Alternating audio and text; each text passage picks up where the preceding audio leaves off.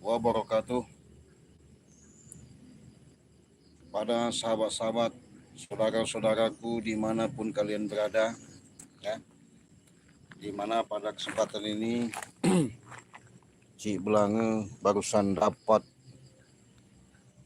seperti serangan-serangan dari Ki Slamet, karena Ki Slamet itu benar-benar luar biasa ya, karena tidak berterimaan gerombolan para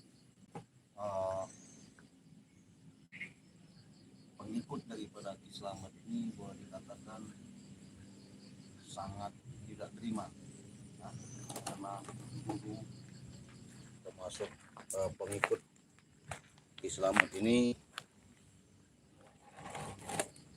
boleh dikatakan apa ya, tidak ada lagi kekuatan-kekuatan. Jadi pada menyari Bangke untuk minta supaya Ki Slamet itu diobati, rupanya tidak ada ampun lagi. Rupanya pada malam ini Cik Belange lab, nggak tahunya timbul ada serangan-serangan. Moga-moga pada malam ini kita lihat aja apa yang terjadi ya.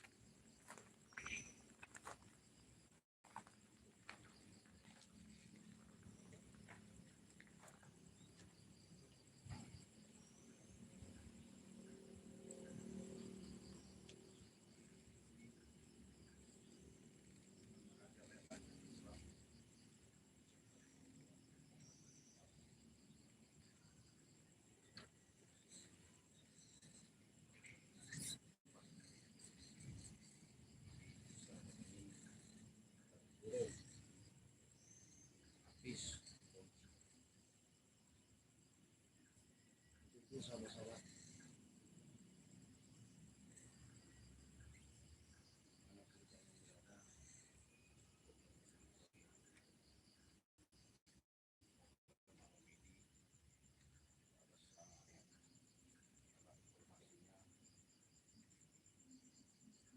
gerombolan Ki Slamet ini menyerang Padepokan Bangke di Tegal ya. Moga-moga tidak terjadi. Kalau ini terjadi bahaya, makanya kita pantau, kita pengen saksikan kebenaran itu.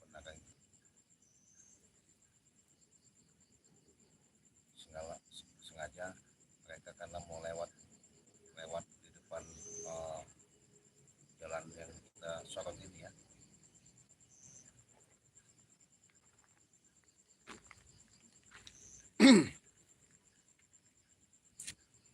Di mana tim Bangke Lampung sudah kumpul ya, untuk memperkuat daripada kesatuan dan energi yang harus kita hadapi.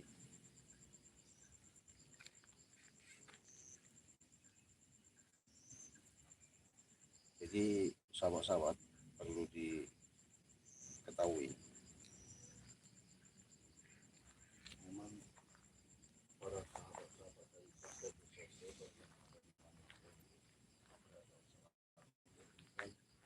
terima kasih dengan dukungan kalian, support kalian. Moga-moga dalam perjalanan ini ada suatu titik terangnya, karena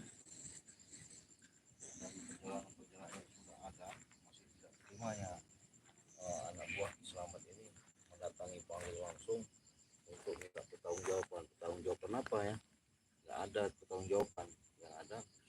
alhamdulillah kan mari senang melihat bisa tewas itu ya. Gembira, cuman nggak tahu kabar itu jelas dan tidaknya. Makanya sahabat-sahabat, saudara-saudara, moga-moga malam ini tidak terjadi ada benturan-benturan, ada serangan-serangan, karena informasinya mereka mau serang. Nah, dengan menyerang ini mereka sudah tulis strategi. Makanya kita pantau. Kalau memang mereka lewat dalam waktu kurun 1 jam ini, berarti mereka benar-benar ada perlawanan. Itu sahabat-sahabat kita pantau terus ya.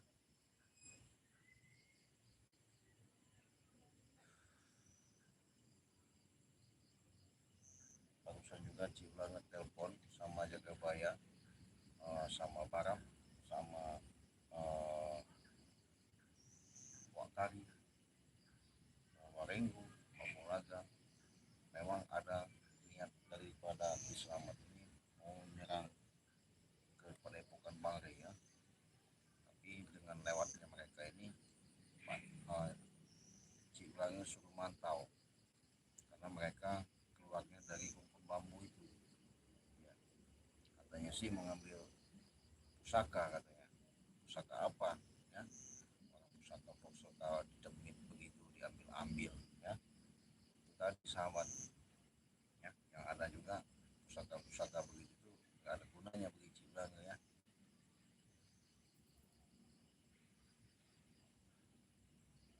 Apalagi mereka selalu meminta dan memohon doanya juga kepada muja-muja kepada Kutang Bolong. Itu rusaknya.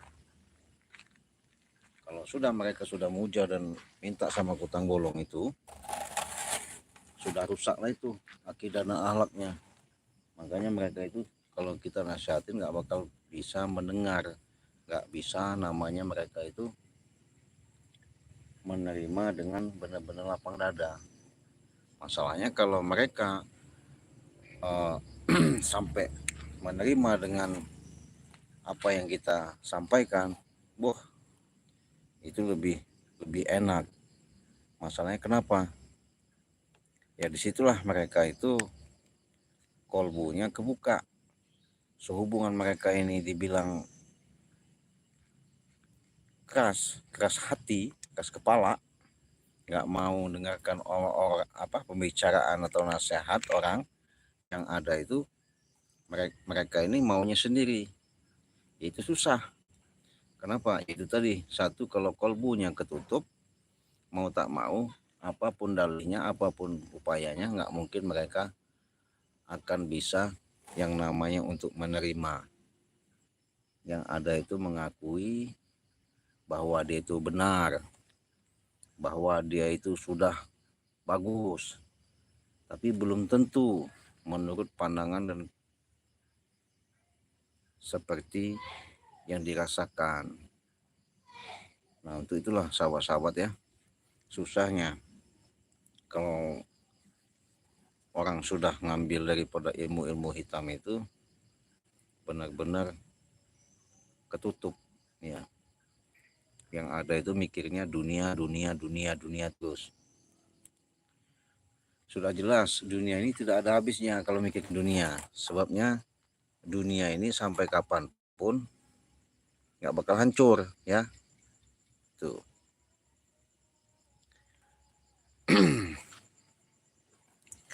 Nah, jadi sahabat-sahabat perlu Cik Blanga jelaskan lagi, karena adanya di tempat kekuatan Ki Slamet ada di rumpun bambu itu tadi, mungkin dia kekeh mau kembali dan ngambil daripada pusaka-pusaka yang dipendam itu ya.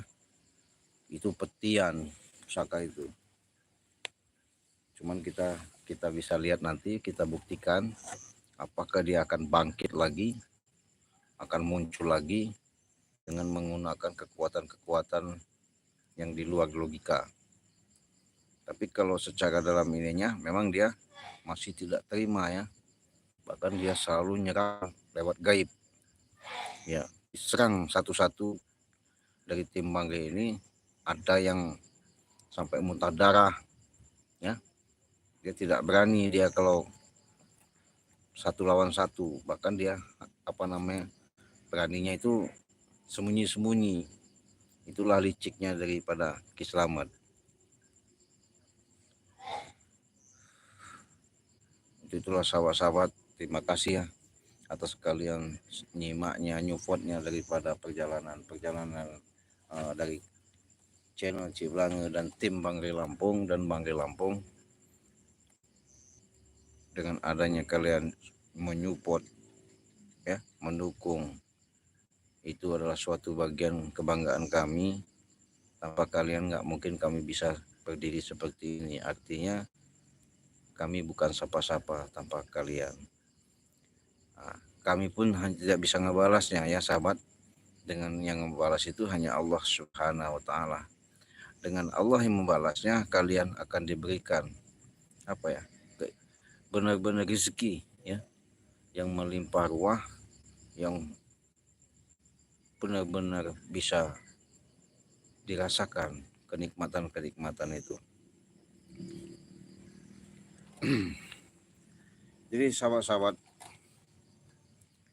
dengan adanya penyampaian yang disampaikan dari Bangre Lampung, di mana gerombolan preman ini sudah memecah belah, mengatur siasat, karena mereka merasa keusik dengan keusiknya yang selama ini yang dijalankan. Kekuatan mereka itu yang diandalkan sudah dibabat habis sama Bangre ya. Tapi mudah-mudahan aja ada hikmahnya semuanya ini ya. Bukan berarti kami sepertinya menghilangkan atau memusnahkan daripada seseorang itu dengan benar-benar keterpaksaan. Bukan daripada kesemuanya itu kami lakukan dari hati nurani, tapi dengan benturan-benturan yang ada. Makanya itulah kami boleh dikatakan menahan dari kesabaran. Mau tak mau, ya namanya manusia ya, kesabaran ada batasnya. Tapi apa boleh buat, yang terjadi kenyataannya tidak sesuai dengan prediksi. Makanya kemukaan itu timbulnya terjadi benturan-benturan, akhirnya mau tak mau bertindak. Itu tadi, karena mereka itu sudah pasti menggunakan kekuatan yang hitam. Artinya tempat ritual mereka itu, ketika Ki Slamet keluar dari rumpun bambu, benar-benar merasa kuat ya. Dia ibaratkan hiduplah seperti bambu katanya. Dia tegak lurus ya, walaupun dia tahap demi tahap. Dia sebenarnya tahu kehidupan, tapi tidak tahu dia tetap untuk menjalankan. Nah, sudah jelas cerminan itu, artinya dari bambu itu dia salah kaprah. Ya, justru itulah sahabat-sahabat, saudara-saudara, moga-moga ya hikmah dari perjalanan semua ini ada faedahnya ya, ada hikmahnya. Makanya Bangre selalu mengajak kami, bahkan selalu menyampaikan, kita menghadapi segala sesuatu itu apapun bentuknya, kapanpun, siang dan malam, kita coba kita hadapi dengan kepala dingin, jangan sampai kita emosi. Nah, karena jujur sahabat ya, sangat sulit kami untuk meniru. Bukan berarti kami tidak bisa, artinya kami butuh waktu untuk menjiwai daripada seorang kesatria seperti Bangre ya. Karena kenapa? Bangre ini ketika kami ngasih solusi memang didengar, tapi untuk secara dia dalam bertindak dia tidak gegabah. Masalahnya Bang Rey ini orangnya benar-benar sabar ya, sabarnya luar biasa. Karena disitulah benturan-benturan yang dihadapi sama Bang Rey. Bahkan Bang Rey pun sempat mau dibakar, sempat muntah darah pun selalu sabar. Kalau kami sih sebenarnya bukan tidak bisa ngikutin ya, tapi tujuan Bang Rey itu, misi Bang Rey itu artinya bagaimana caranya dari tim gerombolan itu sedikit demi sedikit mereka itu akan sadar. Nah, untuk sadar itulah artinya mereka itu nanti ngikut begitu, ngikut jejak Bang Rey setidaknya, walaupun tidak bisa semuanya, ya artinya dari golongan-golongan yang sudah nyata, ya alhamdulillah ya banyak terbuktinya gitu. Jadi setelah Bang Rey bisa menyentuh hati seseorang itu dengan sentuhan-sentuhan dari ucapan tutur sapa ya, dari sikap dan laku lampahnya, hingga Bang Rey itu bisa dengan sendirinya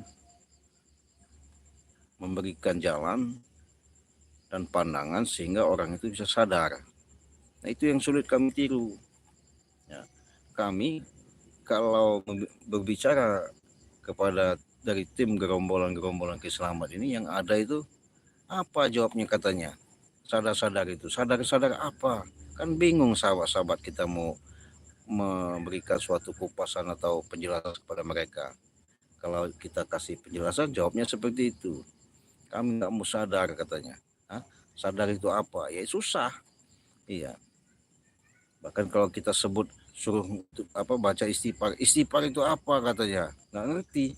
Karena itu tadi, itulah sahabat, kalau kita tidak dilandasi dengan kekuatan-kekuatan, terutama pondasi-pondasi yang kuat dalam tatanan untuk menanta kehidupan demi kehidupan ini, tidak seperti kita lihat contoh yang nyata, logika aktualnya.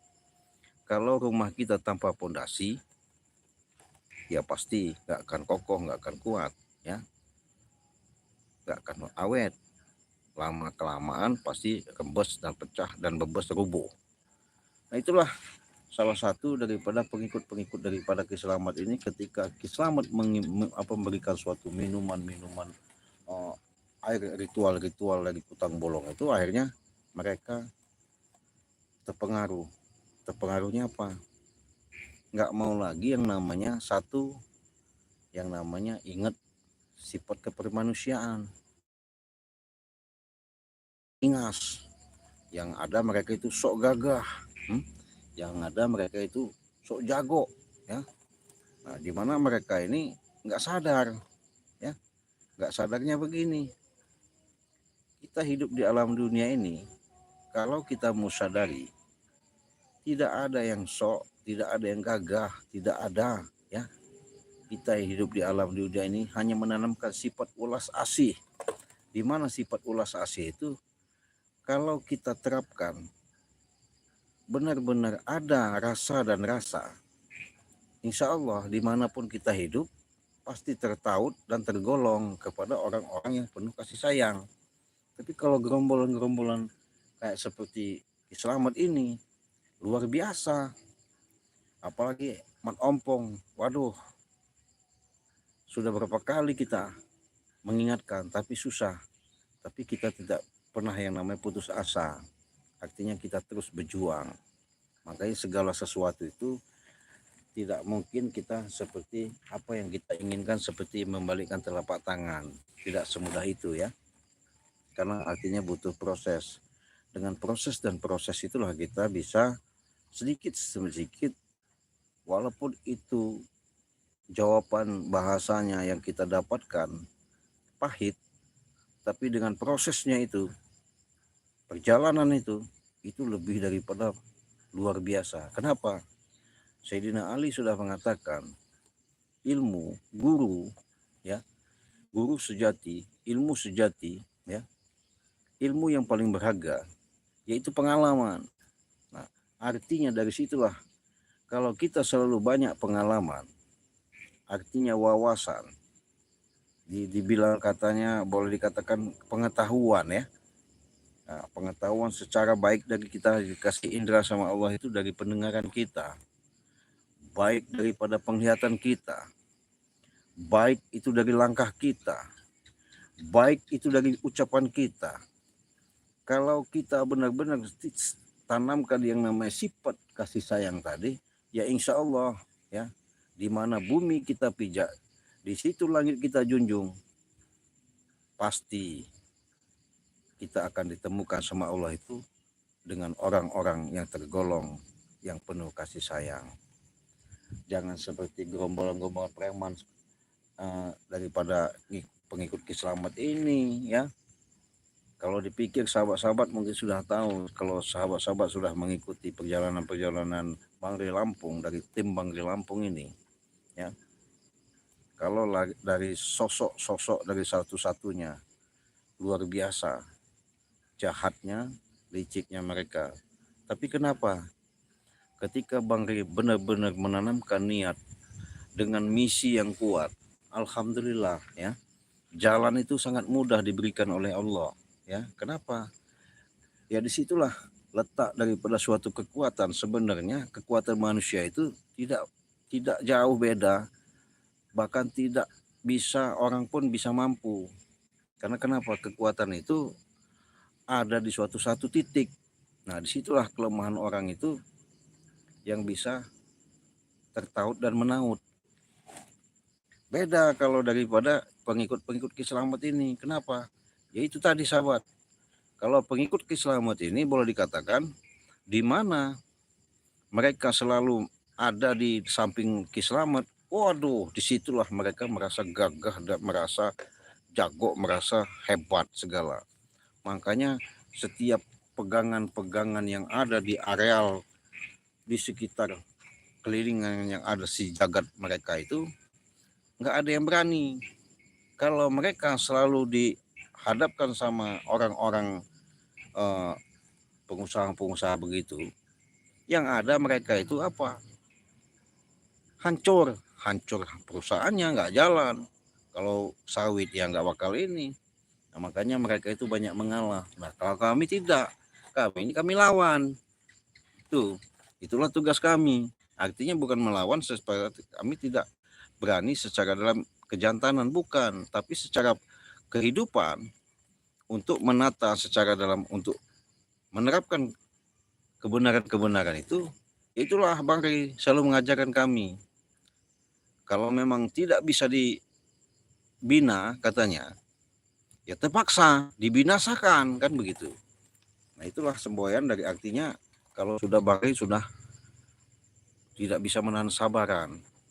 Nah makanya itu kami udah dibagi tugas untuk membentengi, karena ada informasi, ada serangan-serangan Selamat ini, baik secara gaib maupun secara fisik, secara ini malam ini kami harus waspada. Untuk itu sahabat kita pantau aja, moga-moga ini nggak terjadi ya. Karena barusan ada via telepon, kami benar-benar waspada, makanya kita pantau kebenaran-kebenaran itu. Nah itulah sahabat ya.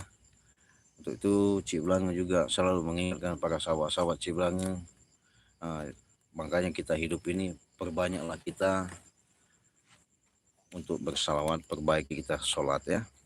Semakin kita banyak mengingat daripada junjungan kita Nabi Muhammad SAW, bersalawat tadi artinya sama saja kita mengingatkan diri kita sebagai umat ciptaannya. Artinya di situ siapa? Ya kita semua. Kalau umat itu sebutannya itu makhluk yang ada di alam dunia ini ya. Nah jadi tidak ada yang namanya perbedaan, sama. Nah hanya beda perjalanan dan keyakinan. Nah di mana adanya kita berselalu perbanyak sholawat itu sama halnya kita mengingatkan diri kita kepada Allah, mendekatkan diri kita kepada Allah. Gimana caranya? Itu tadi, mampunya kita bersalawat, Allahumma sholli ala Sayyidina Muhammad. Mampunya kita sallallahu ala Muhammad. Monggo, ada Allahumma sholli ala Sayyidina Muhammad. Monggo, apa aja. Kalau kita selalu, langkah kita selalu mengingat daripada salawat, insya Allah segala langkah yang kita langkah, segala tujuan mau kita tuju, pasti menemukan suatu keberkahan. Nah, karena untuk kita mendapatkan mencapai itu memang tidaklah mudah kalau tidak kita melalui proses. Bagaimana prosesnya? Ya haruslah kita menanamkan sedikit-sedikit, kita latih, kita mulai ibaratnya benar-benar sedikit-sedikit untuk belajar mengingat. Di mana letak kita mengingat? Ya dalam kolbu, ya. Di mana kolbu itu? Di batin. Nah, batin itu di mana? Ya di hati. Hati itu di mana? Ya di batang tubuh kita. Siapa yang punya? Ya Allah. Siapa yang menggerakkan? Ya Allah. Nah itu tadi. Segala sesuatu itu sahabat penuh pengorbanan, penuh yang namanya usaha. Tanpa ada usaha tak mungkin kita akan bisa mengatakan itu keberhasilan. Ya inilah suatu perjuangan kami, ya. Perjuangan kami ini tanpa kami menelusuri, menyelami, ya, dari satu-satunya dengan berbagai bentuk ragamnya para preman ini, kami nggak mungkin tahu, kami nggak mungkin bisa jawabannya. Tapi kami dengan adanya sedikit-sedikit kami pelajari mereka, akhirnya ada yang tersentuh, ada yang tergugah, ya. Apalagi seperti Ambon, ya, seperti Black, ya. Walaupun mereka seperti itu, tapi kami yakin dengan perjuangan kami, dengan waktu yang begitu lama, hari demi hari, ya, minggu ke minggu, bulan ke bulan, kami yakin karena Bang Ri punya semboyan, sekeras-kerasnya hati manusia, kalau kita selalu untuk memberikan suatu masukan-masukan yang bersifatnya positif dan itu bisa tersentuh, pasti suatu saat mereka itu akan terbuka pintu hatinya, mereka akan sadar. Nah, ketika mereka sadar, disitulah mereka ada pemikiran. Pemikiran apa?